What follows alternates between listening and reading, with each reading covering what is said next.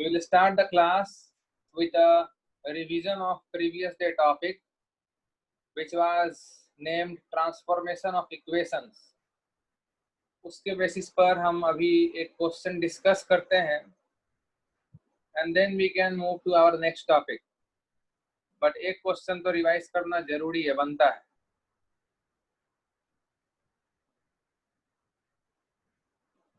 So here we have the problem. I will give you some time. दो minute दिया करेंगे तुमको. That is fine. If alpha, beta, gamma. If alpha, beta, gamma are the roots of the equation. Alpha, beta, gamma are the roots of the equation x cube equal to x square plus 1. Then find the equation whose roots are. Find the equation whose roots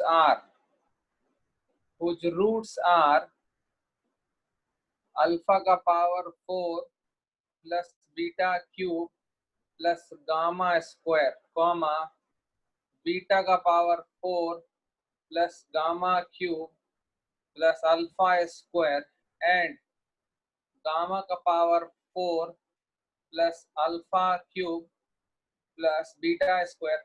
Give as much input you can. So I will wait for 2 to 3 minutes. Start trying the problem. I hope जितना सोचना था तुम सोच लिए इस problem पर. So now we can proceed for the solution. The equation is x cube equal to x square plus 1. Okay, कुछ important चीजें हैं इसमें लर्न करने को. So we will discuss our solution here.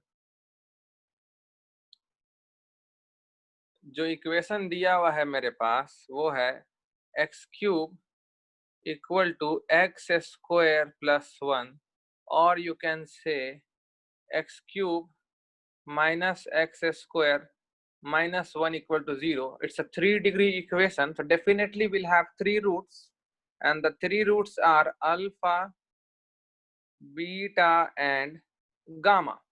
So generally students are in a habit of writing the Vitas relation, sum of the roots, product of the roots. So right now at this stage it is not needed. See what is the transformation in the roots given. You can observe एक root पर power 4 है, एक root पर power 3 है और एक root का square है. Same thing here, power 4 power 3 power square, power 4 power 3 power square. So let us transform the first root. देखते हैं फर्स्ट रूट क्या बन के आता है हम लोग के पास. So now alpha power 4 plus beta cube plus gamma square can be simplified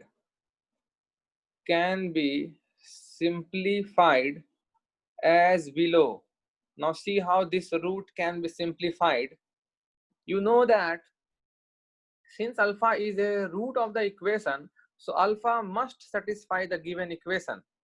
So now x equal to alpha must satisfy x cube equal to x square plus 1.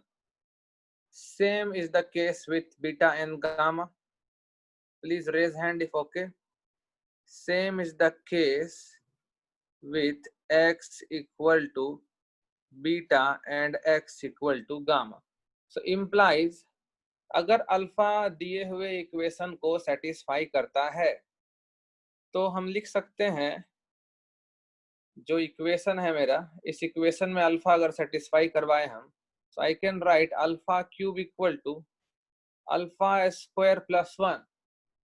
Now further, if you multiply alpha both sides, so alpha power 4 equal to alpha cube plus alpha, and further this can be written as alpha power 4 equal to alpha cube को हम alpha square plus 1 लिख सकते हैं और plus alpha. So observe it very carefully, alpha cube को हम alpha square 1 लिख सकते हैं, तो फिर हम इस अल्फा क्यूब के जगह पर अल्फा स्क्वायर प्लस 1 लिख दिए। So if okay then please raise hand.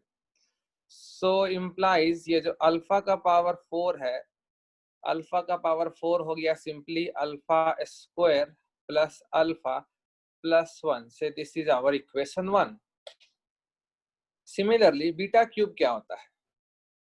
Beta cube will be equal to just simply beta square plus 1 because it will satisfy the given equation. So now what we can write, hence alpha power 4 plus beta cube plus gamma square can be written as alpha power 4 के जगह हम लिख सकते हैं alpha square plus alpha plus 1, beta cube के जगह हम लिख सकते हैं बीटा स्क्वायर प्लस 1 और गामा स्क्वायर के जगह पे हम सिर्फ गामा स्क्वायर ही लिखेंगे। So grouping together alpha square plus beta square plus gamma square plus alpha plus 2. Please be very much comfortable. This is a very simple step. Now you can find alpha square plus beta square plus gamma square in this way. Alpha plus beta plus gamma का whole square minus 2 times alpha beta plus beta gamma plus gamma alpha plus 2. Now what is alpha plus beta plus gamma? You can see it from beta's relation. You can write it as alpha plus beta plus gamma is 1 क्योंकि x square का coefficient -1 है और दो दो करके लिखोगे alpha beta plus beta gamma plus gamma alpha will be 0 क्योंकि x का कोफिशिएंट मिसिंग है। So what we can write here, this is simply 1 का स्क्वायर और -0 ही है, so plus alpha plus 2, so this is just alpha plus 3 implies ये जो alpha का power 4 plus beta cube plus gamma square था is alpha plus 3 only, ये alpha plus 3 था। अब अगर तुमको हम देते कि तुम वो इक्वेशन निकालो जिसका root alpha plus 3 beta plus 3 gamma plus 3 है, तो तुम फटाक से इक्वेशन में x माइनस 3 पुट कर देते। सो सिमिलरली हमारे पास बीटा का जब पावर 4 आएगा और गामा क्यूब आएगा और अल्फा स्क्वायर आएगा तो ये बीटा प्लस 3 होगा, और जब गामा का पावर 4 आएगा अल्फा क्यूब आएगा और बीटा स्क्वायर आएगा तो ये गामा प्लस 3 होगा। So we have to find the new equation whose roots are alpha plus 3 beta plus 3 gamma plus 3. That is ये क्वेश्चन को घुमा के लिखा था। New roots are alpha plus 3 beta plus 3। अब अगर हम डायरेक्ट यही दिए होते कि वो इक्वेशन निकालो जिसका रूट है alpha plus 3 beta plus 3 gamma plus 3, तो कौन कौन कर लेता, हाथ उठाओ। सो क्या करेंगे हम लोग इसमें, सभी लोग कर देते। हम लोग x को पुट करेंगे अल्फा प्लस 3 और अल्फा आ जाएगा मेरा x माइनस 3 जो ओरिजिनल इक्वेशन में पुट कर देंगे।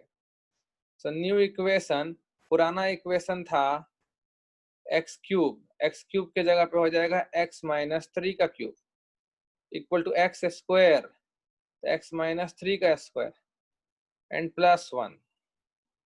सो a cube minus b cube minus 3ab into a minus b equal to x square minus 6x plus 10. So this is how much, x cube minus 27 minus 9x square plus 27x equal to x square minus 6x plus 10. So bringing everything on one side, I get x cube minus 9x square और एक x square आ जाएगा minus 10x square और plus 6x भी आ जाएगा, so plus 33x और -10 भी आ जाएगा, सो -37 equal to 0. So this is the required equation whose roots are alpha plus 3, beta plus 3 and gamma plus, जो हम लोग का सिंप्लीफाई होके आया था. एक रूट इसका है alpha power 4 plus beta cube plus gamma square. दूसरा रूट है beta power 4 plus gamma cube plus alpha square. और इसका तीसरा रूट है gamma power 4 plus alpha cube plus beta square. और this you can say alpha plus 3, this you can say beta plus 3, this you can say gamma plus 3. So this is our answer.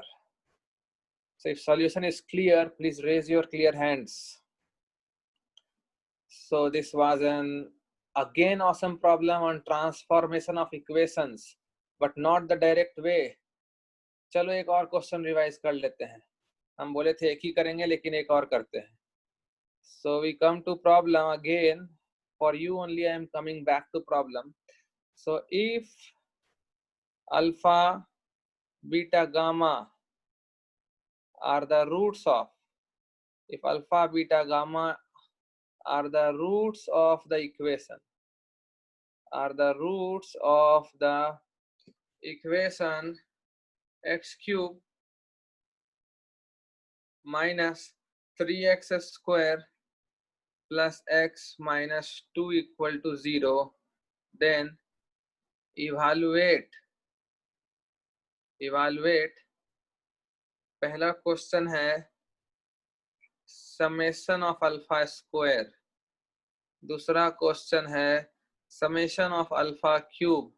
Summation समझ रहे हो तो hand race कर दो. Summation समझ रहे हो ना, मतलब अल्फा बीटा गामा का एक एक करके ले लेना. जैसे पहला वाला हो गया alpha square plus beta square plus gamma square. दूसरा हो गया alpha cube plus beta cube plus gamma cube. और लास्ट हो गया alpha power 4 plus beta power 4 plus gamma power 4. So good luck, start trying this problem. I am giving you some time to think, फिर discuss करते हैं हम लोग. So we will proceed for the solution. तुम काफी समय तक सोच लिए होगे, उसके बाद ही सॉल्यूशन देखने के लिए रेडी हुए हो. So now the given equation is x cube minus 3x square plus x minus 2 equal to 0. Now nobody please send me the solution. Don't send. तुम्हारा टाइम ओवर है. So एक रूट अल्फा है, एक root gamma है और एक root beta है. So then what are the quite obvious things what we can write is that सबसे पहला conclusion alpha plus beta plus gamma minus B by A. दूसरा condition alpha beta plus beta gamma plus gamma alpha equal to C by A. और product का जरूरत हमको नहीं पड़ेगा. अगर तुम A Q plus B Q plus C Q वाला फॉर्मूला से प्रोसीड करना चाहोगे तो तुमको पड़ेगा, हमको नहीं पड़ेगा. So now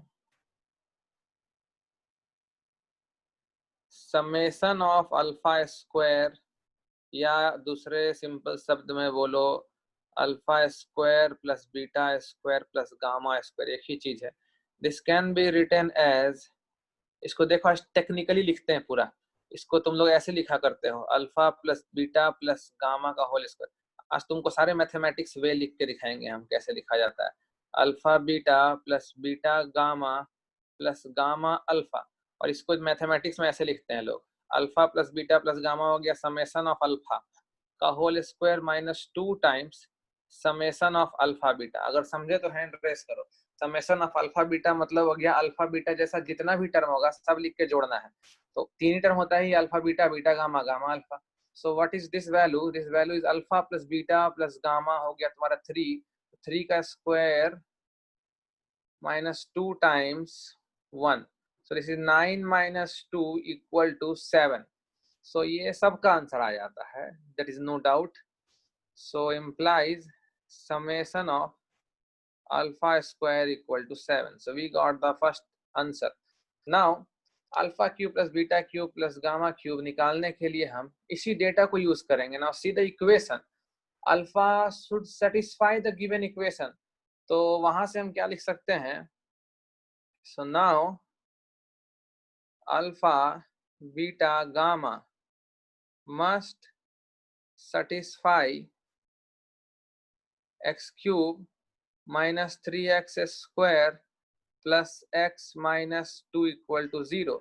So then what we can write is that alpha को सेटिस्फाई कराएंगे हम, अल्फा को सेटिस्फाई कराएंगे तो हो जाएगा alpha cube minus 3 alpha square plus alpha minus 2 equal to 0.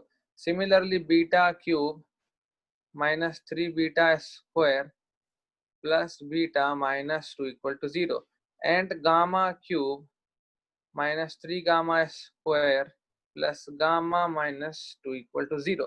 Now if I add all of them, if I add them, what we are going to get? Alpha cube plus beta cube plus gamma cube आ जाएगा. So that is summation of alpha cube.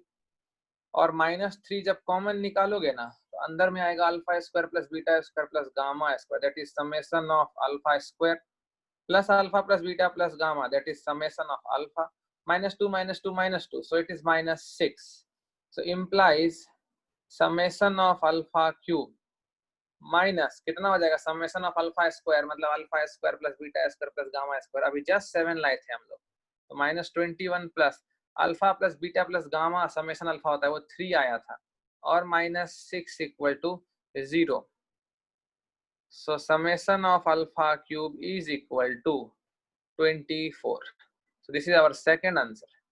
इस तरह से कौन किया, hand raise करो. Who has done like this? Good. 5 participants have raised their hand. They have done this way. That's excellent way. कोई भी calculation करने का जरूरत नहीं है. Now for the last part, what we can conclude is that alpha root था, so we have already written. We have already written. क्या पहले से ही लिख चुके हैं हम? अल्फा रूट है तो alpha cube -3 alpha square plus alpha -2 equal to 0. Beta cube -3 beta square plus beta -2 equal to 0. And I hope बहुत लोग को दिमाग में दिखने लगा होगा. दिख रहा है तो हैंड रेस करो, हम क्या करने वाले हैं अभी. सो ये तीनों इक्वेशंस तो बिल्कुल सही हैं क्योंकि अल्फा बीटा गामा सेटिस्फाई करेगा. अब अल्फा पावर 4 में इंटरेस्ट है हमको, तो हम पहले इक्वेशन को अल्फा से मल्टीप्लाई ही कर देंगे. तो alpha power 4 minus 3 alpha cube plus alpha square minus 2 alpha equal to 0. जो ये किया है चैट बॉक्स में ऑनेस्टली लिखना, done same. So beta power 4 minus 3 beta cube plus beta square minus 2 beta equal to 0. From here, gamma power 4 minus 3 gamma cube plus gamma square minus 2 gamma is equal to 0. Now I will add these equations. Adding, we get, देखो क्या मिलने वाला है हम लोग को. Summation of alpha power 4 आ जाएगा, दिखा तो हाथ रेज करो. -3 times summation of alpha cube आ जाएगा plus summation of alpha square आ जाएगा -2 टाइम्स समेशन ऑफ. ये समेशन यूज कर रहे हो कि बार बार कितना लिखोगे, power 4 power 4 power 4 power 3 power 3 power 3 power 2 2 2 2, काम धंधा है कि नहीं, इसलिए इतना बार बार काहे लिखेंगे एक ही चीज. सो this is what summation of alpha power 4. अब अभी just summation of alpha cube हम लोग 24 लाए थे, तो दिस इज 72, और समेशन ऑफ अल्फा स्क्वायर 7 लाए थे और समेशन ऑफ अल्फा 3 था. So this is equal to 0. So we have summation of alpha power 4 equal to 71. So if all three parts clear, please raise hand. So these are some excellent way of solving the problem. जो तुम सोच रहे हो अगर अभी, तो बहुत अच्छा है. It's really good कि तुम अभी से सोच रहे हो ये चीज. So let me check the chat. Very good. काफी लोग का सही आंसर है. So we will start our new topic. Very interesting topic. Location of roots.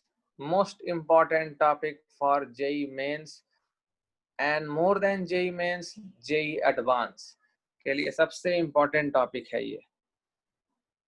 So we will write our topic name, location of roots. So if ready for new topic, just send me a text. Ready, sir? So we are going to start our new topic, location of roots.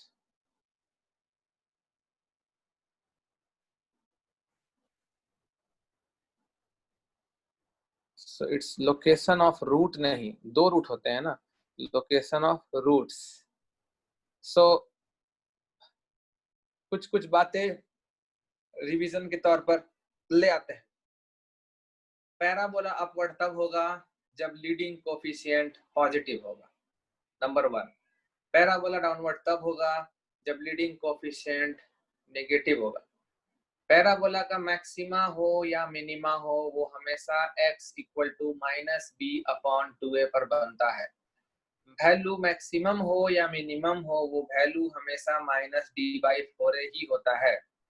Equal roots होने के लिए d equal to 0 होना चाहिए. Different roots होने के लिए d greater than 0 होना चाहिए. अनरियल रूट होने के लिए d लेस देन 0 होना चाहिए. कोई भी क्वाड्रेटिक एक्सप्रेशन थ्रू आउट हर x के लिए पॉजिटिव तभी हो सकता है जब उसका लीडिंग कोफिशिएंट पॉजिटिव हो और उसके रियल रूट्स ना हो. मतलब पैराबोला ऊपर खुले, a ग्रेटर देन 0 और कभी x एक्सिस को ना काटे, मतलब d लेस देन 0. कोई भी क्वाड्रेटिक x के हर वैल्यू के लिए नेगेटिव तभी होगा जब पैराबोला नीचे खुले, मतलब a लेस देन 0 और x एक्सिस को कभी ना काटे, मतलब d less than 0. If these things are clear, please raise hand and confirm me you are ready for the new topic. Unless and until you know these things, you can't move to the new topic. New topic is a mixture of all the topics taught till now.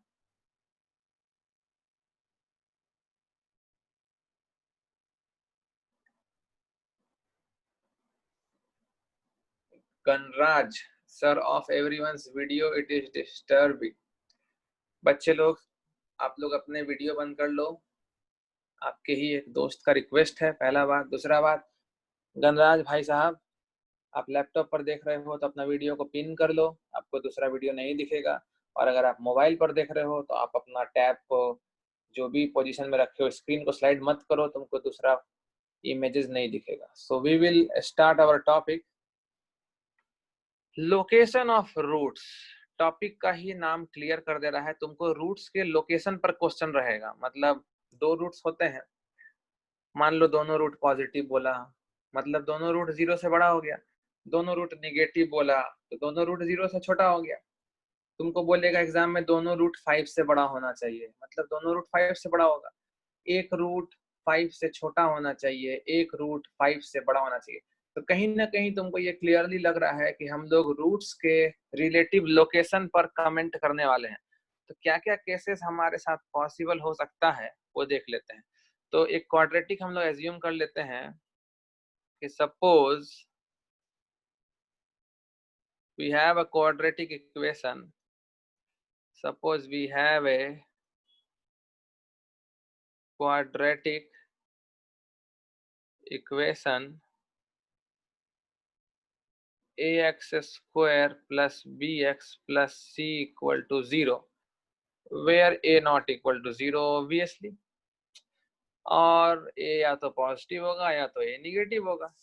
Positive हुआ तो ऊपर खुलेगा parabola, negative हुआ तो नीचे खुलेगा. ऊपर खुलेगा तो मिनिमा होगा, मिनिमा का पॉइंट -b/2a होगा और मिनिमा का वैल्यू -d/4a होगा. नीचे खुला तो मैक्सिमा होगा, मैक्सिमा का पॉइंट -b/2a होगा और मैक्सिमा का वैल्यू -d/4a होगा. Please raise hand if it is clear.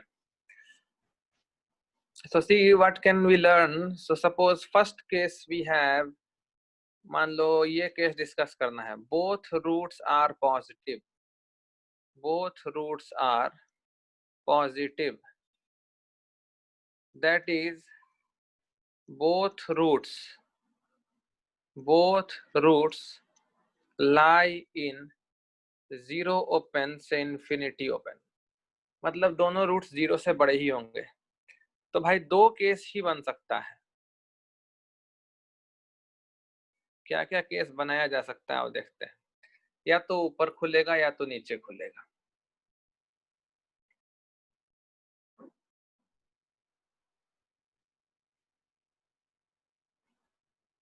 ऊपर खुलने में दो केस है, दोनों रूट पॉजिटिव बोल रहा है, तो हो सकता है ग्राफ ऐसा हो। से दिस इज पॉसिबिलिटी 1, जिसमें दोनों रूट ग्रेटर देन 0 है और दोनों रूट डिस्टिंक्ट है। और you can have this possibility also, quite possible, दोनों रूट्स इक्वल हो जाए। प्लीज हैंड रेस करो अगर समझ में आ रहा है तो। Both are equally likely possible. Possibility 2, पहला वाला पॉसिबिलिटी 1 था, दूसरा वाला पॉसिबिलिटी 2 है। In the second case also, जब नीचे खुलेगा तो हो सकता है दोनों रूट ऐसा हो, या फिर हो सकता है नीचे खुल रहा हो और दोनों रूट ही इक्वल हो, लेकिन दोनों रूट पॉजिटिव की तरफ होगा। So whatever may be the case, what are the conditions which must be satisfied. ऐसा कंडीशंस लिखना चाहिए हम लोग को जो हर केस को अपने अंदर ले ले। 4 केस बना हुआ है, 2 रेड कलर से और 2 ग्रीन कलर से। ऐसे कॉमन कंडीशंस लिखेंगे जो इन चारों केस को अपने अंदर ले ले, और ये चारों में से कोई भी केस छूटना नहीं चाहिए। So conditions,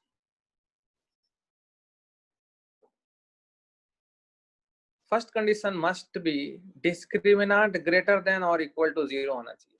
please raise hand, क्योंकि अगर इक्वल रूट्स होंगे तो डी इक्वल टू 0, और अगर अनइक्वल रूट्स होंगे तो डी ग्रेटर देन 0। तो या तो ग्रेटर देन 0 हो जाए या तो फिर इक्वल टू 0 हो जाए। दूसरा कंडीशन ये है कि sum of the roots must be greater than 0। जब दोनों रूट्स ही पॉजिटिव है तो सम ऑफ द रूट्स भी पॉजिटिव होना चाहिए। मतलब minus B by A must be greater than 0। और तीसरा case, product of the root भी ग्रेटर देन 0 होना चाहिए, मतलब कि c by a greater than 0। so these are the 3 conditions which must be satisfied। पहला d greater than equal to 0 होना चाहिए, दूसरा alpha plus beta greater than 0 होना चाहिए, तीसरा प्रोडक्ट ऑफ द रूट्स भी ग्रेटर देन 0 होना चाहिए। ये तीनों केस को तुमको सॉल्व करना पड़ेगा, वेवी कर्व का यूज आएगा सॉल्व करने में, और तीनों केस सेटिस्फाई होना चाहिए एट द सेम टाइम। तो तीनों का कॉमन आंसर ही हमारा काम लाइक आंसर होगा। Please raise hand if all 3 conditions are clear. So our second case can be both roots are negative। हम लोग क्वेश्चन से एक्सप्लेन करेंगे पर पहले सारा कंडीशन देख लें। Both roots are negative, that is lie in minus infinity से 0 में मान लो दोनों रूट है। इसमें क्या क्या ग्राफ बन सकता है? बस वही ग्राफ है जो तुम अभी जस्ट देखे थे, बस दोनों रूट पॉजिटिव के जगह पे दोनों रूट निगेटिव हो जाएगा। The graph can be like this, hopefully, or graph can be like this. This is also a possibility, equal roots and both roots are negative। ये अपवर्ड पैराबोला में ये दोनों केस है।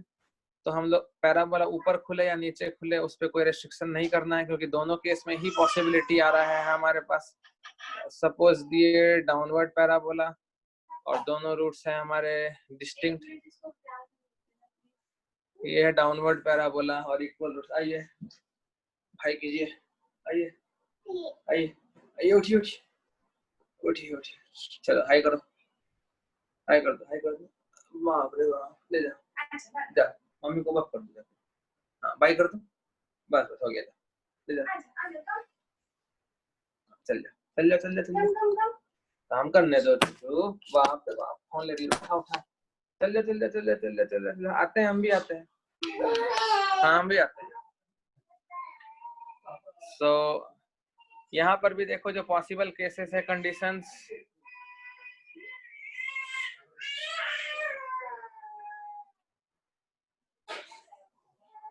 यहाँ भी देखो D greater than equal to चलेगा। दूसरा कंडीशन, सम ऑफ रूट्स यहाँ निगेटिव होना चाहिए। और तीसरा कंडीशन, प्रोडक्ट ऑफ रूट अभी भी पॉजिटिव रहेगा। दोनों रूट निगेटिव है ना, तो निगेटिव इंटू निगेटिव पॉजिटिव हो जाएगा। So these are the 3 conditions. अगर सेटिस्फाई हो गया तो इसका मतलब है कि दोनों रूट्स ही निगेटिव हैं। अब चाहे इक्वल हो या अनइक्वल हो, इतना कंफर्म है कि दोनों रूट्स ही निगेटिव है। तो तीसरा condition, both roots are greater than a number k। मान लो कोई नंबर k है, दोनों रूट k से बड़ा होगा। जैसे मान लो दोनों रूट 5 से बड़ा बोला है क्वेश्चन में, दोनों रूट 2 से बड़ा बोला है क्वेश्चन में, तो उसके लिए कौन कौन सा ग्राफ्स पॉसिबल है वो चेक करते हैं हम लोग सबसे पहले। और कंडीशन वही लिखेंगे जो हर ग्राफ को सेटिस्फाई कर जाए। हर ग्राफ को सेटिस्फाई मतलब हर कंडीशन हर ग्राफ में नहीं दिखेगा, लेकिन मिला जुला के सारे ग्राफ्स कवर हो जाने चाहिए। So suppose we have a number on the number line. मान लो हमारे पास एक नंबर लाइन पे एक नंबर है यहाँ पे k। Suppose we have a number here on number line k। दोनों रूट्स k से बड़ा होना चाहिए।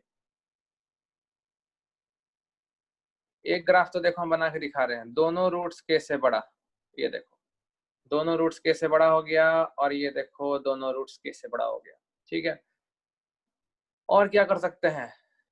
दोनों रूट्स k से बड़ा हो गया तो ये कहाँ बोला है कि रूट इक्वल नहीं हो सकता है? रूट इक्वल भी हो सकता है, ये भी पॉसिबिलिटी है, ये भी पॉसिबिलिटी है। तो ऊपर खुल रहा है नीचे खुल रहा है हमको नहीं पता है। तो क्या क्या चीज पता है, क्या कंडीशन लिखा जाए कि सारे ही ग्राफ्स को कवर कर लेगा? सो कंडीशंस, देखो बच्चे लोग जनरली कंडीशंस बोलते हैं। पहला कंडीशन कि सर डी तो ग्रेटर देन और इक्वल टू 0 होना चाहिए। तो सही है, डी या तो ग्रेटर देन 0 होना चाहिए या तो डी इक्वल टू 0 होना चाहिए। दूसरा कंडीशन से बच्चा लोग फंसना शुरू करता है।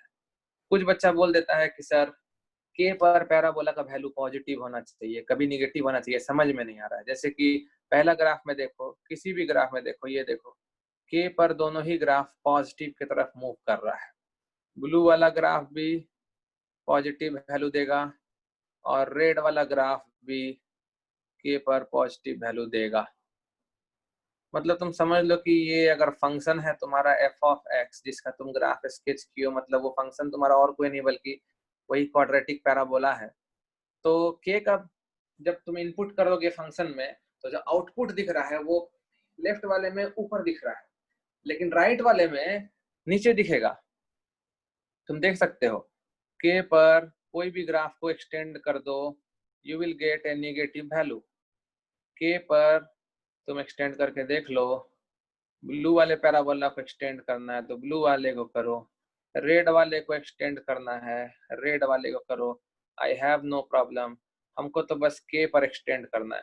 तो यहाँ भी देखो निगेटिव, यहाँ भी देखो निगेटिव। तो बच्चे कंफ्यूज होते हैं कि सर कभी के इनपुट डालने से पॉजिटिव हो रहा है, कभी ए इनपुट डालने से निगेटिव हो रहा है।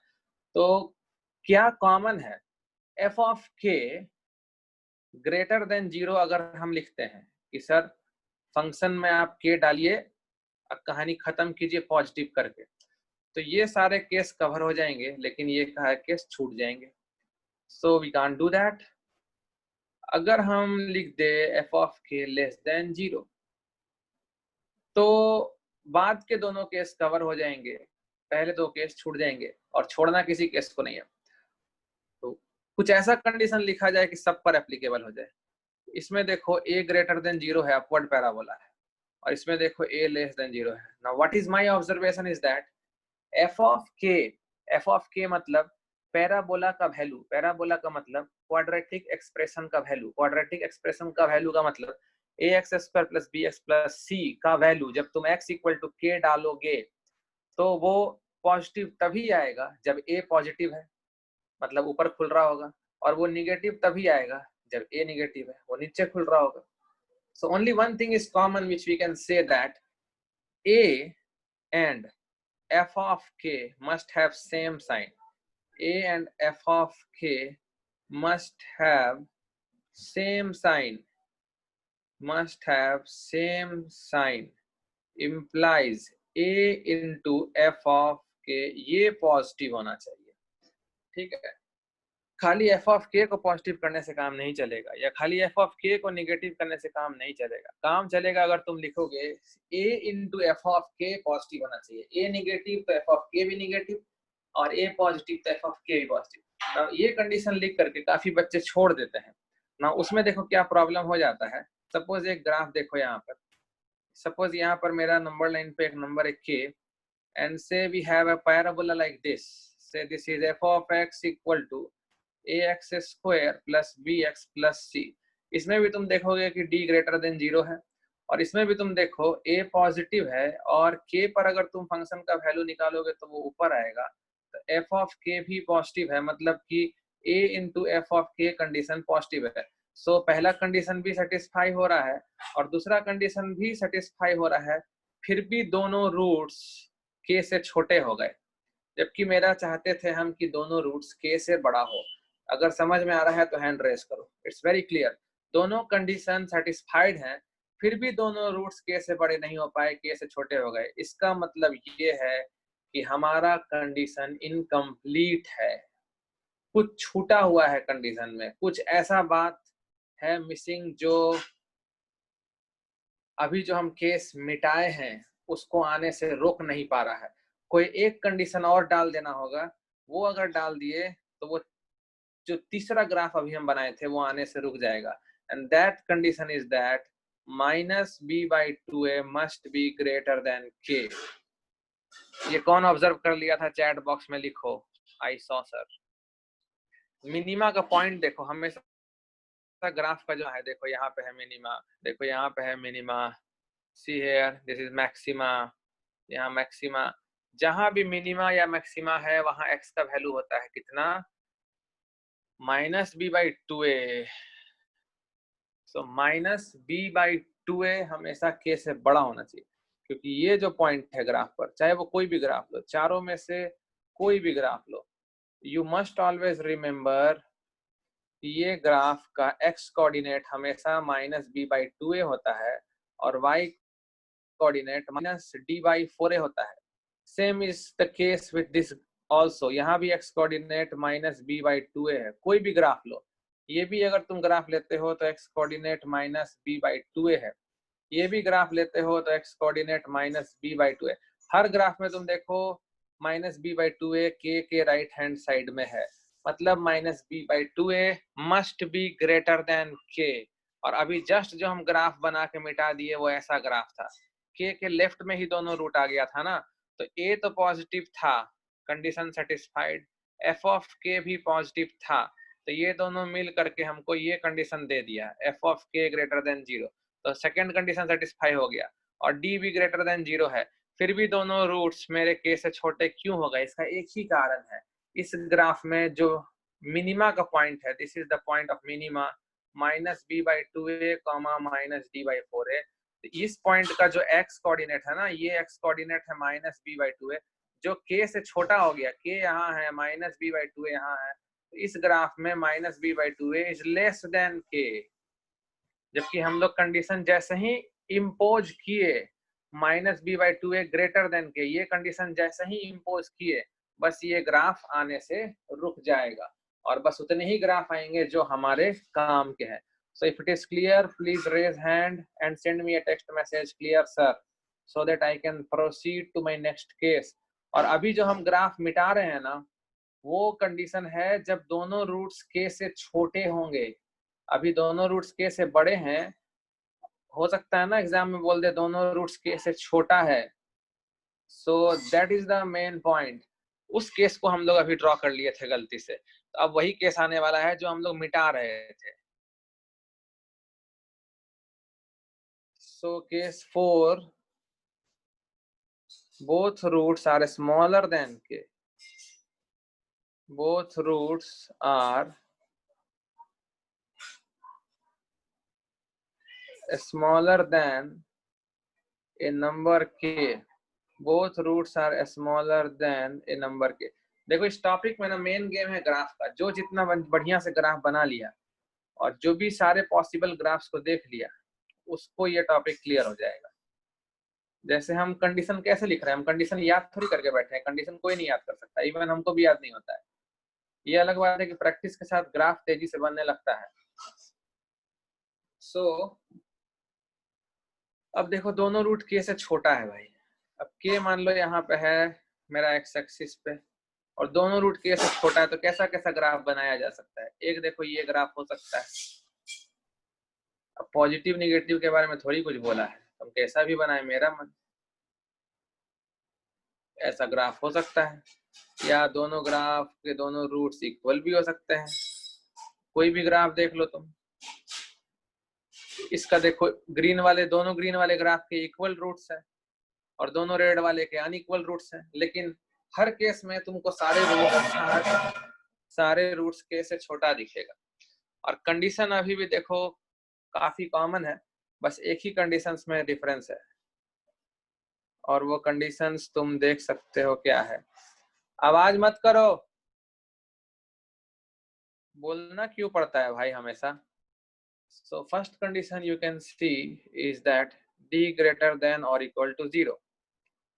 सेकंड कंडीशन हम लोग लगा सकते हैं कि जब पैराबोला अपवर्ड होता है तो k पर वैल्यू भी देखो पॉजिटिव की तरफ मिलेगा, और जब पैराबोला डाउनवर्ड होता है तो k पर फंक्शन का वैल्यू भी देखो निगेटिव की तरफ मिलेगा। मतलब अभी भी a और f ऑफ k का साइन सेम है, मतलब कि दोनों का प्रोडक्ट पॉजिटिव होगा। And here is a big difference, minus B by two a should be less than, और पहले वाले में क्या था, minus B by two a should be greater than k. बस यही दोनों अंतर है, एक ही अंतर है, एक ही अंतर से ग्राफ के राइट हो सकता है या ग्राफ के लेफ्ट हो सकता है। राइट हो गया तो दोनों रूट के से बड़ा हो गया, लेफ्ट हो गया तो दोनों रूट के से छोटा हो गया।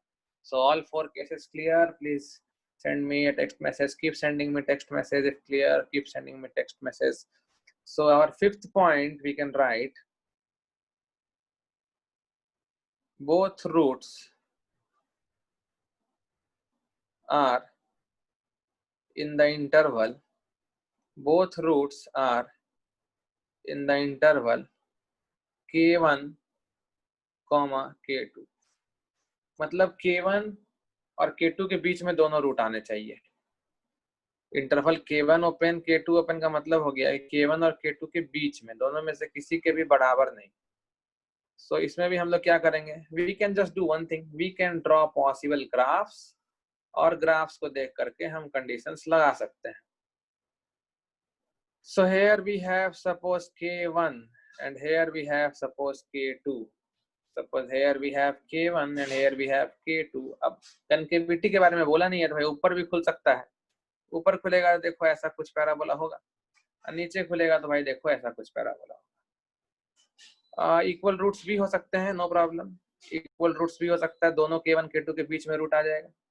यहाँ भी इक्वल रूट हो सकता है, दोनों रूट k1 k2 के बीच में आ जाएगा। What are the conditions which we should write, तुम चैट में हमको लिख के बताओ। चलो अब तुम्हारा बारी, कंडीशंस लिखो तुम चैट में, जो भी कंडीशंस दिखता है तुम लिखो, उसके बाद सही तो खुश होना, कुछ मिसिंग है तो दुखी होना। So first condition what can B observed is that d should be greater than और इक्वल टू 0। डिस्क्रिमिनेंट या तो इक्वल टू 0 हो, जो ग्रीन वाले के साथ केस है, d इक्वल टू 0 है, और यहाँ भी d इक्वल टू 0 है। ब्लू वाले के साथ d ग्रेटर देन 0 है, इधर भी d greater than 0 है। Second condition what can be written is that this is upward parabola and this is downward parabola। बच्चे जनरली क्या करते हैं, बच्चे देखते हैं कि k1 पर पॉजिटिव है और k2 पर भी पॉजिटिव है, मतलब k1 और k2 दोनों पर पॉजिटिव है, या फिर k1 पर निगेटिव है और k2 पर भी निगेटिव है, मतलब f ऑफ k1 और f ऑफ k2 का सेम साइन है। सो f of k1 into f of k2 must be greater than 0। कौन कौन ये कंडीशन लगाया है जल्दी से हैंड रेस करो और चैट में भी भेजो, yes sir I have done this. k1 पर वैल्यू जो साइन का होगा k2 पर भी वैल्यू वही साइन का होगा, ऐसा दिख रहा है, और f of k1 into f of k2 same sign का होने के कारण प्रोडक्ट पॉजिटिव होगा। सो भक्ति Kulkarni done, Bhavesh Rode yes sir, Siddhesh Kulkarni yes sir, Abhishek Kokadwar yes sir I have done, Pranav yes done by me sir, Kshitij yes, Sasish yes, okay। So now Sahil yes, so now I will show you one graph, just check this one out। एक graph बस देख लो मेरा बात मान के, ये रहा k1 और ये रहा k2 and see this graph carefully। D क्या है, ग्रेटर देन 0 है, फाइन, पहला कंडीशन हुआ सेटिस्फाई। यहाँ देखो एफ ऑफ k1 क्या है, निगेटिव है, और एफ ऑफ k2 भी क्या है, देखो निगेटिव है, मतलब एफ ऑफ k1 और F of k2 same sign का है, f of k1 into f of k2 is greater than 0, वो satisfied, but both the roots are not in between k1 and k2. In fact एक root ये रहा जो k1 से छोटा हो गया, और एक रूट ये रहा जो k2 से बड़ा हो गया। इनफैक्ट k1 k2 के बीच में 0 रूट्स आए हैं, एक भी रूट नहीं आ पाया k1 और k2 के बीच में। मतलब इस कंडीशन में जो मेरे काम के ग्राफ्स थे, ये वाले, ये वाले, ये तो आते ही हैं, इसके साथ साथ ही आ जाता है, और ये वाला जब आता है तो हमारा गेम ओवर हो जाता है, क्योंकि इसमें कोई भी रूट्स k1 k2 के बीच में नहीं आया, और कहा हमको दोनों ही चाहिए था k1 k2 के बीच में। So there must be some error in the condition given, so we will rule it out. हम लोग रूल आउट करेंगे उस कंडीशन को। आखिर क्या हुआ ऐसा जो मेरे ग्राफ को सेटिस्फाई करने के साथ साथ इसको सेटिस्फाई ना करे। ये जो नीचे है फालतू सा ग्राफ, उसको सेटिस्फाई नहीं करना चाहिए। ऐसा कुछ कंडीशंस लिखो और k1 k2 वाला कंडीशन भी सही हो जाए। बात समझ रहे हो? So what can be written is that, ये चीज लिख सकते हो तुम, a into f of k1 ये पॉजिटिव होना चाहिए, और अलग से लिखो a into f of k2 भी पॉजिटिव होना चाहिए। तो ये जब तुम लिखते हो ना, a into f of k1 positive होना चाहिए, तो पहला ग्राफ देखो आ रहा है a पॉजिटिव तो एफ ऑफ k1 भी पॉजिटिव, a पॉजिटिव तो एफ ऑफ k2 भी पॉजिटिव। देखो ये भी कंडीशन सेटिस्फाई कर रहा है मेरे पहले दोनों ग्राफ को, मेरे बाद के दोनों ग्राफ को भी ये दोनों कंडीशन सेटिस्फाई कर रहा है। a निगेटिव तो एफ ऑफ k1 निगेटिव, और a निगेटिव तो एफ ऑफ k2 निगेटिव। ना जब ये दो कंडीशन हम लगा देते हैं ना, तो ये अपने आप रूल आउट हो जाता है। क्यों? क्योंकि इसमें a पॉजिटिव है, जबकि एफ ऑफ k1 तो निगेटिव है, और एफ ऑफ k2 भी निगेटिव है। मतलब कि इस ग्राफ में a और एफ ऑफ k1 का जब प्रोडक्ट करोगे तो a into f of k1 इस ग्राफ के लिए निगेटिव है। सो देखो सेकंड कंडीशन सेटिस्फाई नहीं हो रहा है इस ग्राफ में, और वैसे ही थर्ड कंडीशन भी नहीं सेटिस्फाई होगा इस ग्राफ में। इसलिए अगर हम सेकंड और थर्ड कंडीशंस लिखते हैं तो ये बकवास और फालतू और यूजलेस ग्राफ आने से रुक जाएगा। तो please raise hand if it is clear, कैसे हम दो अच्छे अच्छे कंडीशंस लिख करके एक फालतू केस को आने से रोक दिए। So that is only what we have to do. And now, is this condition sufficient? D greater than or equal to 0, a into f of k1 positive and a into f of k2 positive. So yes, ये boy, ये लड़का कौन है? दो dot नाम से है, दो डॉट नाम से ही पढ़ता है रोज, पता नहीं कौन है, लेकिन बात बहुत सही किया है।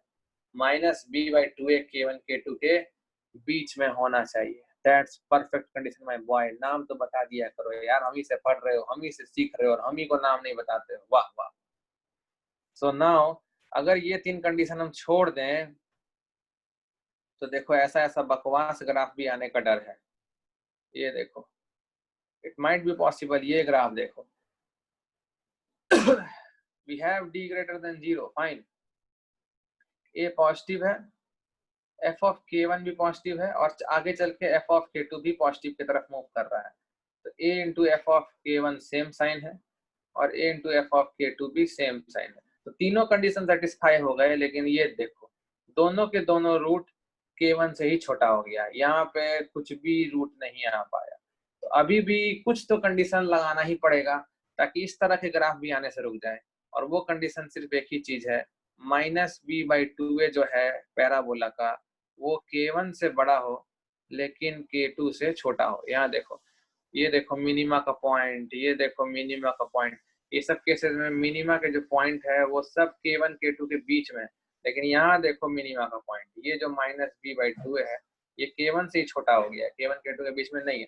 तो अगर तुम फोर्थ कंडीशन लगा दो तो इस तरह का बकवास ग्राफ आना भी रुक जाएगा। So if four conditions are clear, please raise hand. तुमको रटना नहीं है, तुमको सोचना है, तुमको ग्राफ के साथ खेलना है। जितना ज्यादा ग्राफ के साथ खेलोगे क्वाड्रेटिक में उतना मजा आएगा। So I will come to our next case.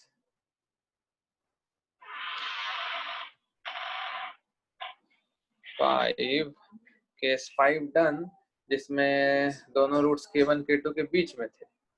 Now case 6 exactly अभी दोनों रूट k1 k2 के बीच में था, अब सिर्फ एक रूट चाहिए k1 k2 के बीच में। exactly one root lies in k1 k2 interval. सिर्फ एक रूट आना चाहिए।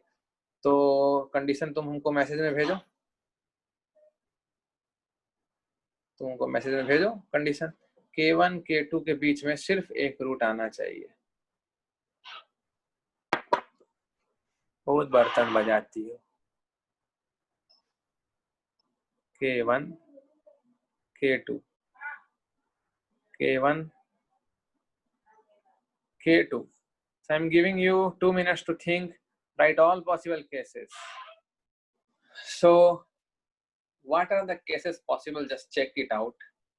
k1 k2 के बीच में सिर्फ एक ही रूट होना चाहिए, सिर्फ एक root, not more than that. So case may be like this, quite possible. एक रूट इधर है जो k1 k2 के बीच में, और अगर नीचे खुले तो case might be like this, like this. यहाँ भी देखो एक रूट k1 k2 के बीच में। Just say me yes or no. Is it possible to have d equal to 0 in this case?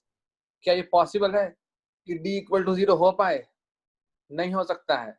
d equal to 0 में दोनों रूट्स बराबर हो जाएंगे। यहाँ बोल रहा है k1 k2 के बीच में सिर्फ और सिर्फ एक ही रूट चाहिए। तो कुछ कुछ बच्चे कहने लगते हैं कि सर तो फिर -b/2 k1 और k2 के बराबर होगा, जैसे कि आशीष बोला अपना। It's not correct. ये देखो मिनिमा का पॉइंट यहाँ पे, this is the coordinate -b/2a -d/4a। ये ना ही k1 के बराबर है ना ही k2 के बराबर है। तुम यहाँ भी देख सकते हो, this is the point -b/2a, मतलब ये तुम्हारा हो गया -b/2a, x यहाँ पे हो जाएगा, और y कोऑर्डिनेट है -d/4a। तो ऐसा कुछ नहीं है कि -b/2a जो है वो k1 या फिर k2 किसी के बराबर होना चाहिए। कुछ बच्चे कहते हैं कि सर एक रूट k1 से छोटा ही होगा क्या, ऐसा जरूरी है? तो नो, ऐसा कोई जरूरी नहीं कि एक रूट k1 से छोटा ही हो। You see this second possibility, this is also quite possible graph. एक रूट ही है k1 k2 के बीच में, एक ही रूट है। यहाँ पे बनाएंगे तो तुम कंफ्यूज कर जाओगे, तुमको लगेगा हम दो दो रूट दिखा दिए हैं। ऐसा नहीं है।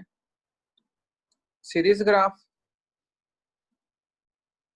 यहाँ पे k1 और यहाँ पे k2, so we can have graph like this, quite possible। इसमें कोई भी रूट k1 से छोटा नहीं है और एक रूट है देखो k1 k2 के बीच में, so anything is possible। Downward के केस में भी ये हो सकता है, बट सारे ग्राफ्स में कॉमन क्या है, that is the main point. सारे ग्राफ्स में कॉमन बात क्या दिख रहा है? You can't even relate a and f of k1, it's not needed। You can just see that k1 पर पहला ग्राफ निगेटिव था, k1 पर पहला ग्राफ, तो फिर k2 पे पहला ग्राफ पॉजिटिव था, मतलब f of k1 निगेटिव था लेकिन f of k2 पॉजिटिव था।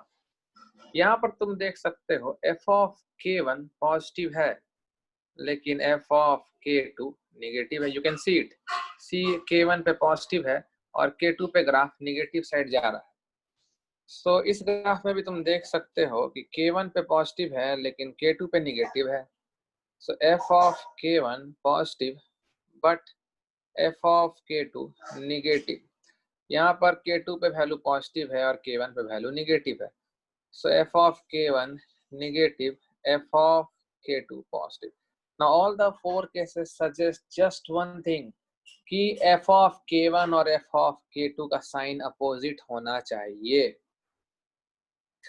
So the condition required is f of k1 into f of k2 should be less than 0. That's it. और कोई कंडीशन लगाने का जरूरत नहीं है. नोट है इस केस में बच्चे लोगों के लिए, d greater than 0 need not to be applied. ये अप्लाई नहीं करना पड़ेगा. need not be applied. क्यों? क्योंकि तुम सारे ही केस देख लो, वो हमेशा d greater than 0 को ही सपोर्ट कर रहा है. और तुम खुद ही सोचो एक बार, अगर तुम किसी पैराबोला पर ये वाला कंडीशन लगा रहे हो, if you are applying this condition on some parabolic curve, इसका अपने आप में ही मतलब है कि d greater than 0 आएगा. क्यों? f of k1 पैराबोला का वैल्यू हुआ एक x पर, और f of k2 पैराबोला का वैल्यू हुआ दूसरे x पर, और ये दोनों x k1 और k2 है. तो एक x पर पैराबोला पॉजिटिव साइन का है और दूसरे x पर पैराबोला नेगेटिव साइन का है. ये तभी पॉसिबल है जब ग्राफ x एक्सिस को दो अलग अलग जगह पर कट कर रहा होगा. ये तभी पॉसिबल है जब quadratic expression is assuming positive value also as well as negative value also. एक बार जेई एडवांस में ये क्वेश्चन आ चुका है, एक क्वाड्रेटिक एक्सप्रेशन लिख दिया था और बस बोला था find the range of values of के if the quadratic expression can assume positive as well as negative value. बड़ा इजी तरीका है पूछने का कि d greater than 0 लगाना है. अब पॉजिटिव भी है और निगेटिव भी है, तो ये तभी हो सकता है जब ग्राफ x एक्सिस को दो अलग अलग जगह पर काट के क्रॉस कर रहा होगा. मतलब d greater than 0 लगाने बोल रहा है JEE advanced. Please raise hand if this is clear. तो इसमें तुमको लगाने का जरूरत नहीं है d greater than 0, और अगर तुम लगाते भी हो तो कुछ होगा नहीं. f of k1 into f of k2 को लेस देन 0 करके तुम्हारा एक सॉल्यूशन आएगा, और d को ग्रेटर देन 0 करके भी एक सॉल्यूशन आएगा. जब दोनों सॉल्यूशन का कॉमन लोगे तो वो कॉमन पार्ट इसी केस का आ जाएगा. f of k1 into f of k2 less than 0 करने से जो आंसर आया होगा ना, वही आंसर कॉमन हो जाएगा. मतलब जैसे d ग्रेटर देन 0 लगाओगे ना तो आंसर आएगा 1 से 100 तक, और f of k1 into f of k2 less than 0 लगाओगे ना तो आंसर आएगा 2 से 5 तक. अब दोनों का कॉमन लोगे तो क्या आएगा? 2 से 5 तक, मतलब इसी का आंसर आएगा. तो इस केस में d ग्रेटर देन 0 लगाने की कोई जरूरत नहीं है. So let us come to our next case. कौन सा केस है ये? आई थिंक 7th है. हम अभी तक 6 के ही दुनिया में है. ये 6 था. सो क्या क्या केस छूटा हमको याद भी नहीं रहता. जो जो याद आता है लिखते जाते हैं. सो 7th is suppose A number, ये भी ध्यान से देखना. Suppose A number k lies between the roots. मान लो एक नंबर है k, वो दोनों रूट के बीच में लाई करता है. तो ये एक तरीका है पूछने का कि एक रूट k से छोटा हो और एक रूट k से बड़ा हो. That's it. इसका कंडीशन सोच के जल्दी से हमको चैट बॉक्स में भेजो. दोनों रूट के बीच में k आना चाहिए. अब पैराबोला अपवर्ड हो या डाउनवर्ड हो उससे हमको मतलब नहीं है, कुछ भी पॉसिबल है, बस दोनों रूट के बीच में k आना चाहिए. Is it possible to have d equal to 0? Just say yes or no in the chat box. Is it possible to have d equal to 0? अगर k दोनों रूट के बीच में आएगा तो no, it's not possible, क्योंकि तब दोनों रूट इक्वल हो जाएगा. और यही दो ग्राफ्स पॉसिबल हैं, नथिंग एल्स पॉसिबल. सपोज यहाँ पे k आ जाएगा, सो एक रूट k से छोटा, एक रूट k से बड़ा. एग्जाम में बोलेगा find the condition such that one root is less than 1 and one root is greater than 1. इसका मतलब है कि one will lie between the roots. यहाँ भी देखो एक रूट k से छोटा है और एक रूट k से बड़ा है. Now this is upward parabola, so a greater than 0. लेकिन यहाँ पर तुम देखोगे कि k पर वैल्यू नेगेटिव है. So here we have f of k less than 0. Here you have a less than 0. पर तुम यहाँ k पर वैल्यू देखोगे f of k is greater than 0. कुल मिलाकर के एक ही कंडीशन दिख रहा है, a और f of k का साइन अपोजिट होना चाहिए. So this is my conclusion. Conclusion is that, फिर से तुमको कुछ सोचने बोलेंगे हम. a into f of k less than 0. Now is it needed to apply d greater than 0 and solve it and then take common with this case? Yes or no? सोच के बोलो, डी ग्रेटर देन 0 का condition लगाना जरूरी है या नहीं जरूरी है इस केस में? Same he, it is not required at all, जरूरत ही नहीं है। तुम थोड़ा दिमाग पे जोर डालो और तुम थोड़ा सोचो, ये कंडीशन कब हो सकता है ट्रू? ए और एफ ऑफ के का साइन उल्टा हो जाए, ये कंडीशन कब हो सकता है ट्रू? कब? मतलब ए पॉजिटिव होगा तो एफ ऑफ के निगेटिव होगा, मतलब समझे? ए पॉजिटिव होगा मतलब जब पैराबोला ऊपर खुल रहा होगा ऊपर, तो के पे वैल्यू निगेटिव है। अब ऑटोमेटिक बात है कि एक्स एक्सिस को दो अलग जगह काटना ही पड़ेगा, नहीं तो नहीं काटा ना तो ऊपरे रह जाएगा हमेशा। अगर ऊपर खुलने वाला पैराबोला एक्स एक्सिस को काटा ही नहीं या टच करके निकल गया ना, तो ये ग्राफ कभी निगेटिव नहीं हो पाएगा। जबकि रिक्वायरमेंट क्या है? ए पॉजिटिव हो तो के पर फंक्शन का वैल्यू निगेटिव हो। तो इट अंडरस्टूड कि एक्स एक्सिस को दो बार काट रहा है। वैसे ही दूसरा केस तुम देख लो, ए अगर निगेटिव हो मतलब डाउनवर्ड पैराबोला हो, ऐसे डाउनवर्ड, और के पर वैल्यू पॉजिटिव हो, वाह वाह, मतलब पैराबोला नीचे खुले लेकिन के पर वैल्यू पॉजिटिव हो। Only possible if fill in the blanks, chat में भेज दो। पैराबोला नीचे खुले लेकिन के पर वैल्यू पॉजिटिव हो, this is only possible if क्या होना चाहिए condition? If d greater than 0, that's it. If d greater than 0 मतलब कि a इंटू एफ ऑफ के को लेस देन 0 कर रहे हो तो इसमें ऑटोमेटिकली डी ग्रेटर देन 0 का कंडीशन लगा हुआ है, so not needed to apply again. So eighth case, एक केस हम लोग क्या देखे जब दोनों रूट k1 k2 के बीच में था। अब k1 k2 को ही दोनों रूट के बीच में ले आओ। when the interval k1 से लेकर k2, ये पूरा इंटरवल ही रूट्स के बीच में आ जाए। when the interval lies between the roots, when the interval lies between the roots, दोनों इसमें लिखो हमको चैट बॉक्स में, is it possible to have d equal to 0? k1 k2 दोनों रूट के बीच में आ जाए तो पॉसिबल है। अभी एक ठो के आया था तो पॉसिबल ही नहीं हुआ, यहाँ तो दो दो के आने वाला है, तो फिर कहाँ से पॉसिबल होगा भाई? नहीं पॉसिबल होगा। So what are the graphs possible? या तो ऊपर खुलने वाला ग्राफ होगा या तो नीचे खुलने वाला ग्राफ होगा, that is very clear. Now suppose we have graph like this और वी हैव ग्राफ से लाइक दिस, और दोनों रूट के बीच में आ जाए k1 k2, तो मान लो k1 यहाँ पे हो गया और तुम्हारा मान लो कि k2 यहाँ पे हो गया। ऐसा कोई जरूरी नहीं है k1 k2 पर सेम वैल्यू होगा फंक्शन का। यहाँ देखो हम अलग दिखा देते हैं, यहाँ k1 हो गया, यहाँ k2 हो गया। k1 पर देखो पॉजिटिव, k2 पर भी positive. So now I will again say what are the conditions needed. I will again say f of k1 into f of k2 आपको सेम साइन का दिख रहा होगा, पहले में दोनों निगेटिव निगेटिव, दूसरे में दोनों positive positive, hence product positive पर वो कंडीशन लगाना मत, क्योंकि अभी जस्ट हम लोग एक केस देखे थे जिसमें दोनों रूट अगर k1 k2 के बीच में आ जाए ऐसा, तो इसमें भी ये वाला केस लग जाएगा। f of k1 into f of k2 greater than 0 लग रहा है, देख लो k1 पर भी पॉजिटिव k2 पर भी पॉजिटिव, तो f of k1 into f of k2 is greater than 0 लग रहा है ये कंडीशन इस ग्राफ पे भी, जबकि दोनों ग्राफ में दोनों रूट k1 k2 के बीच में है, जबकि हमको चाहिए k1 k2 ही दोनों रूट के बीच में आ जाए, मतलब एक रूट k1 से छोटा होना है और एक रूट k1 से बड़ा होना है।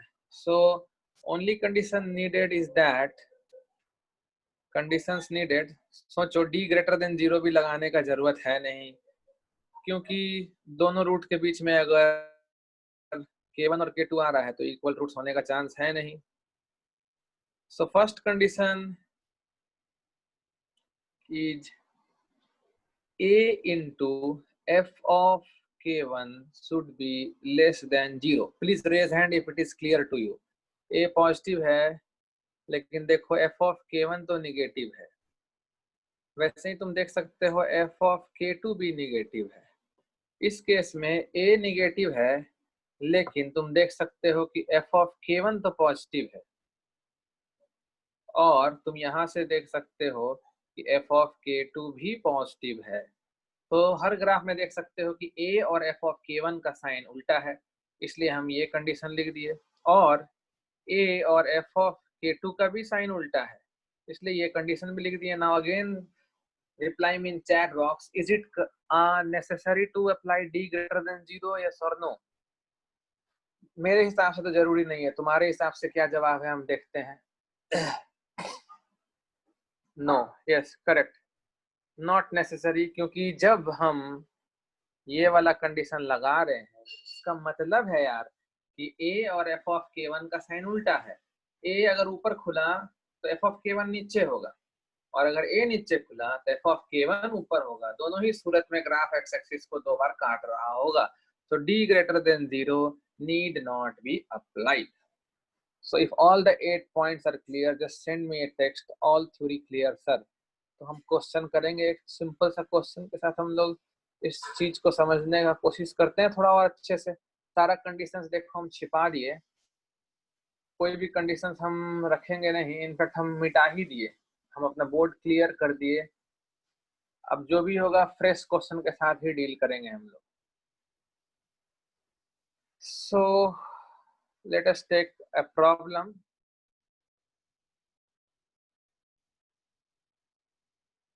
We will start with the basic problem, easy question. Let an equation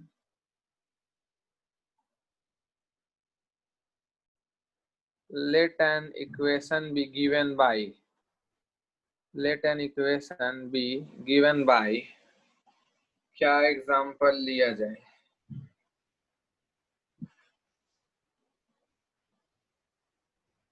digital pen का भी नीब खत्म होता है क्या?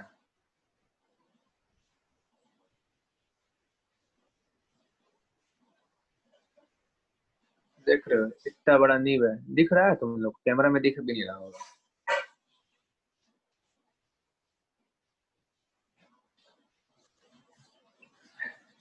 देखते हैं चलता है कि नहीं। Be given by x square minus m-3 into x plus m equal to 0, where m belongs to R. Then find the values of m. Find the values of m for which, find the values of m for which the roots of the equation are, the roots of the equation are. तो equation दिया हुआ है, अब अलग अलग condition पे question पूछेगा। देखो क्या क्या कंडीशन देता है। पहला कंडीशन है कि roots are real and distinct, ये तो तुम बना दिए। चलो हैंड रेस कर दो अगर समझ में आ गया क्या कंडीशन लगाना है। Roots are real and distinct. दूसरा रूट्स आर इक्वल, चलो ये भी हो गया, पर करेंगे सब हम लोग। तीसरा रूट्स आर नॉट रियल, मतलब अनरियल, चलो ये भी हो गया। चौथा roots are opposite in sign. Opposite in sign का मतलब समझ रहे हो, एक पॉजिटिव और एक निगेटिव। चलो क्वेश्चन को क्रैक करते जाना है। ई में क्या है? Equal in magnitude but opposite in sign. Okay, equal in magnitude मतलब कि absolute value, equal in magnitude but opposite in sign, मतलब समझ लो एक रूट अगर 2 है तो दूसरा -2, ऐसा सीन है ये। उसके बाद एफ पार्ट क्या है? Both roots are positive. Okay, g part क्या है? Roots are negative. Okay, h part क्या है? Such that at least one is positive. Roots are such that at least one is positive. अभी इतना case करते हैं, चलो उसके बाद आगे और केस लेंगे, ठीक है? तो चैट बॉक्स में मैसेज भेजो किसको किसको लगता है कि तुम सारा ही कर दोगे। If you think you can do all, just say yes, I can do. If you think so, if you can do, so it's good that you can do. So I will proceed. पहला question है इसलिए हम खुद से ही solve करके दिखाते हैं तुमको। बाद बाकी तुम्हारा अपना इंटरेस्ट है, तुम चाहते हो सॉल्व करना तो तुम खुद से भी ट्राई कर सकते हो। हम इधर बनाएंगे, तुम उधर बनाओगे। सो इक्वेशन जो दिया हुआ है, equation is mainly x square minus m minus 3x plus m equal to 0। Then जो मेरा क्वाड्रेटिक एक्सप्रेशन फंक्शन है fx मेरा हो गया एक्स स्क्वायर माइनस, ये सबसे पहले हम लोग को लिख के रखना चाहिए, जहां m कुछ ना कुछ रियल नंबर है। So our first question was roots are real and distinct. Roots are real and distinct. Very fine. Implies d greater than 0. Please raise hand if you have done this. d का मतलब हो गया b square minus 4ac greater than 0. So m square minus 6m plus 9 minus 4m greater than 0 equal to 0 नहीं होगा भाई लोग। So m square minus 10m plus 9 greater than 0. Now when you factorize this one, you get m minus 1 into m minus 9 greater than 0. Now this is a basic quadratic inequality which can be solved very easily using number line. Here we have number line and the roots are 1 and 9, and the roots are not to be included because question में equality नहीं है, तो यहाँ open हो जाएगा, ये open हो जाएगा। साइन चेक करना सिखाए थे, प्लस माइनस प्लस हो जाएगा, and I am going to get plus sign लेना है ना। So m belongs to minus infinity से 1 ओपन यूनियन 9 ओपन से infinity open. Please text me correct sir, जिसका ये आंसर है।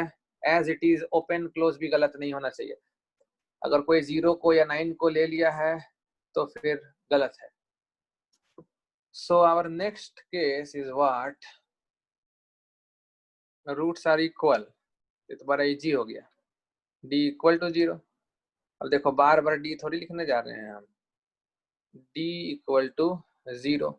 d मतलब तुम्हारा हो गया जो तुम्हारा एक्सप्रेशन है m माइनस 3 का whole square minus 4m equal to 0 आ जाएगा। तो जहां जहां ग्रेटर देन था वहां वहां इक्वल टू हो जाएगा। So finally m minus 1 into m minus 9 equal to 0 हो जाएगा। सो m इक्वल टू 1 या फिर m इक्वल टू 9। ये किसका आंसर था? हैंड रेस करो। वेरी गुड, तो इजी क्वेश्चन है। So fine. So third question क्या था?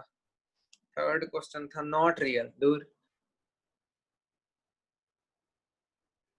रूट्स आर नॉन रियल या इमेजिनरी का मतलब हो गया d लेस देन 0। d मतलब वही m minus 1 into m 1 9 open open plus minus plus और निगेटिव वाला लेना है। so, m belongs to 1 open 9 open. किसका किसका ये तीनों सही है? लिखो हमको चैट में ऑल 3 करेक्ट। लिखो all 3 correct, fast fast. All 3 correct, all 3 correct, all 3 correct. Okay, so we will move to our fourth case. Fourth question क्या दिया है? अब मेरा मन ब्लैक पेन से लिखने का है। Opposite in sign. चलो अब आया है काम का चीज शुरू। कंडीशन बोलो क्या लगाए? कंडीशन भेज दो सीधा चैट बॉक्स में। कंडीशन सही है तो मान गए जाओ तुम सही कर दिए। Opposite in sign, opposite in sign भाई फंक्शन क्या दिया हुआ है? fx दिया हुआ है x square minus m minus 3x plus m। क्या लगाए कंडीशन अपोजिट इन साइन का? क्या कंडीशन लगाए? कुछ नहीं, किसी का आंसर नहीं आया अभी तक। छी, अपोजिट इन साइन का मतलब समझते हो, एक रूट 0 से बड़ा और एक रूट 0 से छोटा। या तो अब देखो पैराबोला या तो ऊपर खुलेगा या तो नीचे, और ये पैराबोला तो ऊपर ही खुलेगा, नीचे तो खुल नहीं सकता, क्योंकि यहाँ पे तुम देख सकते हो लीडिंग कोफिशिएंट जो है वो 1 है, जो कि ग्रेटर देन 0 है। तो only possibility something like this. ये रहा एक रूट निगेटिव और ये रहा एक root positive, and 0 lies between the roots. तुम देख सकते हो कि सिर्फ एक कंडीशन लगाना था, हम कंडीशन तुमको सिखाए हैं ना, k lies between the roots. k lies between the roots में सिर्फ एक कंडीशन लगता है कि a अगर पॉजिटिव है तो f ऑफ k नेगेटिव होना चाहिए, और a अगर नेगेटिव है तो f ऑफ k पॉजिटिव होना चाहिए। So only needed condition is that f of 0 should be less than 0, बस।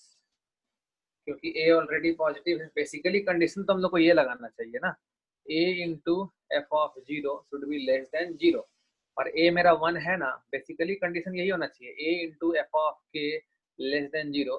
तो k यहाँ पर 0 है और a मेरा 1 है, तो a 1 है और f ऑफ 0 फंक्शन में पुट x इक्वल टू 0, तो यू विल गेट m।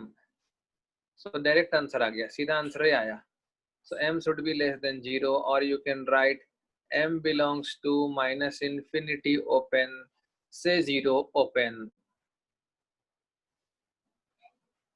कुछ बच्चों का कहना है product of roots less than 0 करेंगे, करो, उससे भी यही आंसर आएगा। बट प्रोडक्ट ऑफ रूट का बात कर रहे हो तो फिर तुमको उसमें ये ध्यान रखना पड़ेगा कि d पे कंडीशन लगाना पड़ेगा तुम लोग को। यहाँ d पे कंडीशन लगाए बिना क्वेश्चन तुरंत बन जाएगा। सो जितना ज्यादा लोकेशन ऑफ रूट्स का केस क्लियर होगा तुम्हारा, उतना अच्छा है तुम्हारे लिए। So what was our fifth problem? Fifth, equal in magnitude but opposite in sign, sum of root 0। So अगर equal in magnitude and opposite in sign, equal in magnitude and opposite in sign का मतलब दो चीज हो गया कि sum of roots 0 होना चाहिए और जो रूट्स है वो ग्रेटर देन और इक्वल टू 0 होना चाहिए। और इक्वल टू 0 का मतलब समझते हो? इक्वल रूट्स, और इक्वल रूट्स हो गया तो कभी ऐसा हो सकता है दोनों रूट का मैग्नीट्यूड सेम हो लेकिन अपोजिट साइन हो? नहीं हो सकता। तो हम लोग ये वाला कंडीशन को बस d ग्रेटर देन 0 पे छोड़ देंगे। मतलब दोनों रूट्स अलग अलग होने चाहिए, ऑब्वियस सा बात है। एक दूसरे का अगर अपोजिट साइन का है तो अपोजिट रूट होगा, d ग्रेटर देन 0 होगा, और सम ऑफ रूट 0 करना जरूरी है due to their opposite in sign and same magnitude. So sum of roots is minus b by a equal to 0, and this d is what? b square minus 4ac greater than 0। so this is minus, b कितना था question में? शायद minus minus हो जाएगा, plus हो जाएगा I think. b देखना पड़ेगा हम लोग को, क्वेश्चन में b का वैल्यू है माइनस m माइनस 3, तो माइनस माइनस हो जाएगा प्लस m माइनस 3। अब बाई a1 है, ये 0 होना चाहिए। और सिर्फ यही मत बोल देना, अभी एक और कंडीशन मिसिंग है, d ग्रेटर देन 0। ये d तो बार बार काम आ रहा है यार, ये तो हम लोग ऑलरेडी सॉल्व किए हुए हैं। m minus 1 into m minus 9 greater than 0 आता है, तो यहाँ से m बिलोंग्स टू आया था माइनस इन्फिनिटी से 1 यूनियन 9 से इन्फिनिटी ना, दोनों कंडीशन सेटिस्फाई होना चाहिए ना। तो यहाँ से आ रहा है m इक्वल टू 3। तो बताओ कौन सा कॉमन m है, जल्दी देख के बताओ कॉमन m क्या आ रहा है। फास्ट फास्ट फास्ट, दोनों कंडीशन में कॉमन m क्या है, चैट में भेजो जल्दी। तो कौन सा m का वैल्यू कॉमन है? कुछ भी कॉमन नहीं है, no such value of m possible. मतलब ऐसा कोई भी m नहीं है जो तुम इक्वेशन में रख दो तो दोनों रूट्स सेम मैग्नीट्यूड के आए और अपोजिट साइन के आए, ऐसा नहीं है। जनरली बच्चे लोग क्या करते हैं, m इक्वल टू 3 मार्क करते हैं। ऑनेस्टली हैंड रेस करना, कौन कौन m इक्वल टू 3 आंसर ले आया था? हाँ तो गलत है, आंसर होगा no such value of m। Generally लोग सम ऑफ रूट्स 0 कर देते हैं और फिर छोड़ देते हैं, ऐसा नहीं है, आखिर रूट्स रियल भी तो होने चाहिए। सो नाउ सिक्स्थ क्वेश्चन क्या था?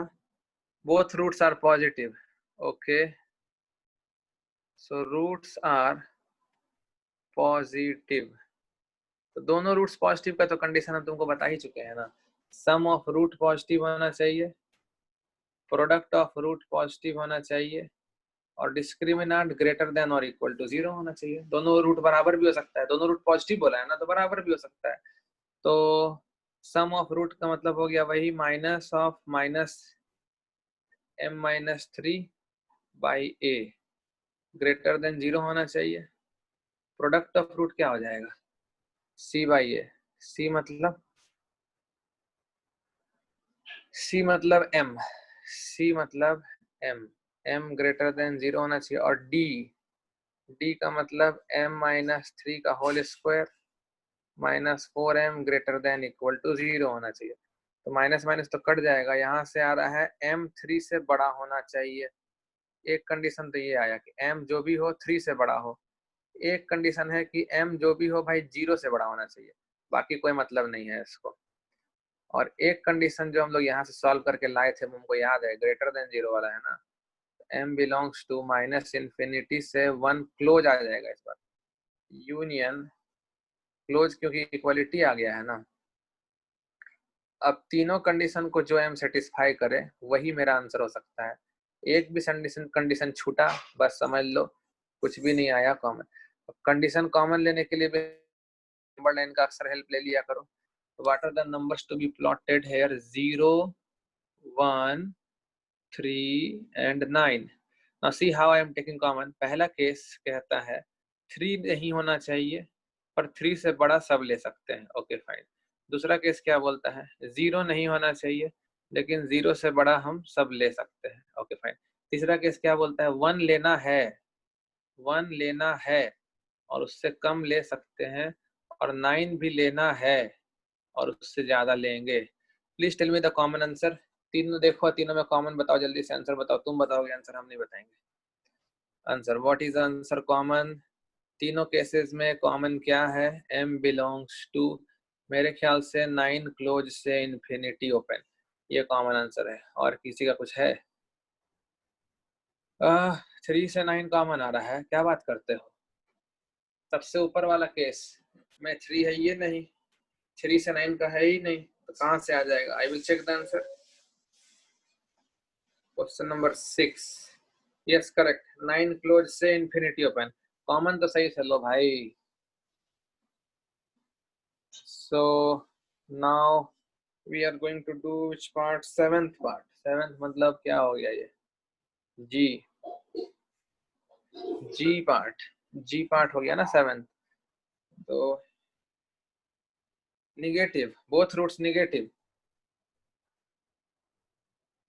समझ ही रहे हो तुम कितना इजी टॉपिक है। बोथ रूट्स निगेटिव, लेकिन जब अच्छा अच्छा क्वेश्चन आता है ना तो पसीना छुड़ा देता है। दोनों रूट निगेटिव मतलब sum of the root negative होना चाहिए, product of the root positive होना चाहिए, और डिस्क्रिमिनेंट जो है वो ग्रेटर देन और इक्वल टू 0 होना चाहिए। सम ऑफ द रूट का मतलब हो गया, अब डायरेक्ट लिखेंगे यार, m-3 लेस देन 0 होना चाहिए। प्रोडक्ट ऑफ रूट मतलब m ग्रेटर देन 0 होना चाहिए, और d का मतलब m-3 का whole square -4m greater than equal to 0 होना चाहिए। तो यहाँ से आ रहा है कि m3 से कम होना चाहिए, ये बोलता है m0 से ज्यादा होना चाहिए, और इसको तो हम सॉल्व किए ही थे। -∞ ओपन से 1 क्लोज, यूनियन 9 क्लोज से इन्फिनिटी ओपन होना चाहिए। So we will take number line. So we will have 0, 1, 3, 9। पहला केस बोलता है 3 लेना मत, लेकिन 3 से कम सब लेना। दूसरा केस बोलता है 0 लेना मत, लेकिन 0 से ज्यादा सब लेना। तीसरा बोलता है कि 1 को ले लो, 1 से कम सब ले लो, और 9 को मत लो, जैसे 9 को ले लो और 9 से ज्यादा सब लो। तो what is common? Just answer please, common answer. क्या कंडीशन कॉमन है? क्या m का रेंज होना चाहिए? हमको तो दिख रहा है common.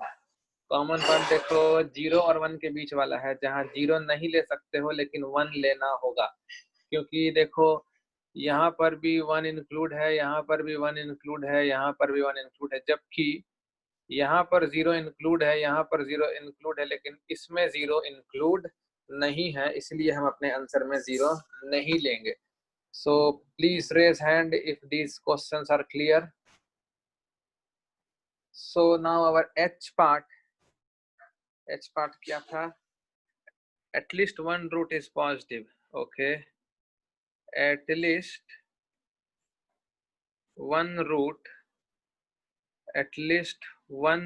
is positive. Now at least and at most are really very good words. At least का मतलब कम से कम एक रूट पॉजिटिव होगा। तो इसमें देखो दो केसेस आ जाते हैं, या तो exactly one root is positive, actually दोनों केस में से कुछ भी हो तो मेरा काम हो जाएगा ना, exactly one root is positive, या फिर both roots are positive. Both roots are positive. Please raise hand if these 2 points are clear. या तो एक रूट पॉजिटिव हो या फिर दोनों ही रूट पॉजिटिव हो जाए। इस दोनों में से कुछ भी हुआ तो मेरा क्वेश्चन अपने आप सेटिस्फाई हो जाएगा। कम से कम एक रूट पॉजिटिव के लिए यही करना है, और ये दोनों क्वेश्चन हम बना चुके हैं। एग्जैक्टली वन रूट पॉजिटिव का मतलब याद है, roots are of opposite sign.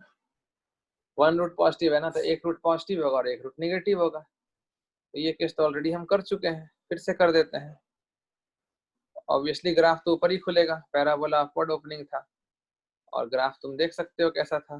Graph कुछ इस तरह का ही हो सकता था, ताकि एक रूट निगेटिव हो जबकि एक रूट पॉजिटिव हो। तो एग्जैक्टली एक रूट पॉजिटिव हो गया और 0 बीच में आ गया था, और कंडीशन एक ही लगा था, f of 0 should be less than 0. a into basically a into f of 0. यहाँ a पॉजिटिव था, f of 0 नेगेटिव लगा करके हमारा कंडीशन आ गया था कि m should be less than 0, या m belongs to minus infinity open से 0 open. Please raise hand if this case is clear. और दोनों रूट्स पॉजिटिव वाला केस भी किए हैं हम लोग अभी जस्ट।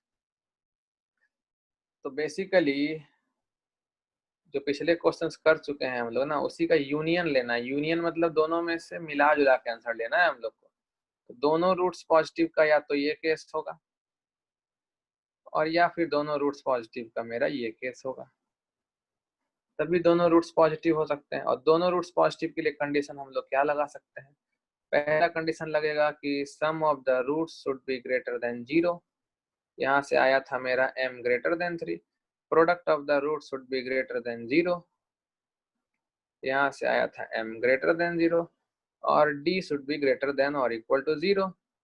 यहाँ से आया था मेरा m belongs to minus infinity से 1 क्लोज, यूनियन 9 क्लोज से इन्फिनिटी। तो यहाँ से मेरा कॉमन m आया था, m बिलोंग्स टू क्या आया था हमको याद है? एक बोल रहा है 3 से बड़ा, यहाँ आया था मेरा कॉमन 9 क्लोज से infinity open. Please raise hand if you remember this two cases. Now मेरा आंसर क्या होना चाहिए?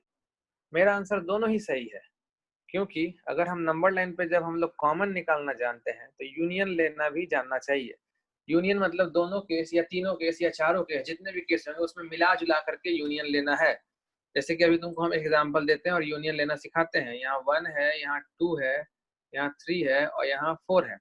एक केस बोलता है कि 2 को नहीं 2 लेना है और 1 नहीं लेना है पर बीच का लेना है, और एक केस कहता है कि 3 नहीं लेना है पर उससे ज्यादा सब लेना है, और कहता है कि 1 नहीं लेना है लेकिन उससे कम सब लेना है।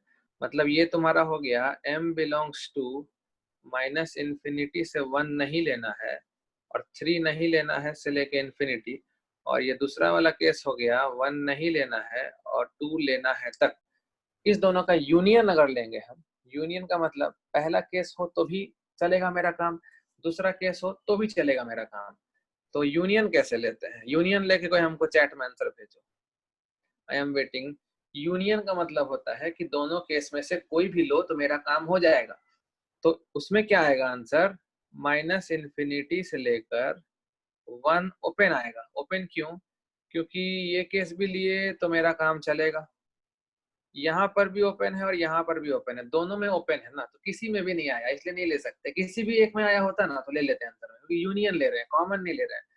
उसके बाद फिर यूनियन 1 ओपन से 2 क्लोज ले लेंगे। क्यों? क्योंकि यहाँ पे देखो 2 दूसरे केस में इंक्लूडेड है, जब यहाँ ले सकते हैं तो मिला जुला के जब लेंगे तो ले ही सकते हैं।